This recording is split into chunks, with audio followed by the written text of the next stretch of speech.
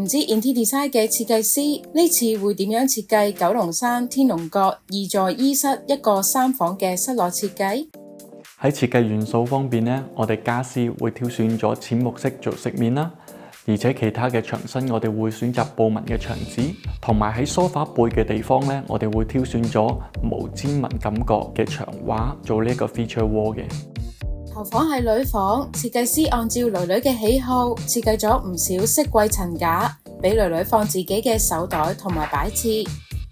亦知道客人有比較多嘅珍藏，所以中房都會規劃咗一個展示式嘅收納空間。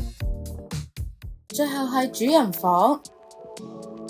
因為客戶嘅需求啦，我哋喺門口呢一個位置咧做咗一個玻璃弧形嘅衣帽間喺呢一度，取代咗平時咧係用一啲櫃間嘅衣櫃啦，希望令到呢一個位置咧係更加通透同埋冇咁壓迫嘅。衣帽間始終都係收納位置，而且又喺床邊，怕唔怕睇到入面同埋玻璃嘅反射倒影？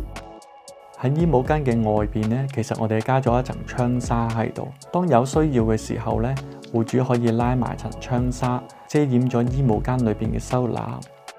對於今次嘅實景室內設計案例，我就好中意啦，你哋又點睇？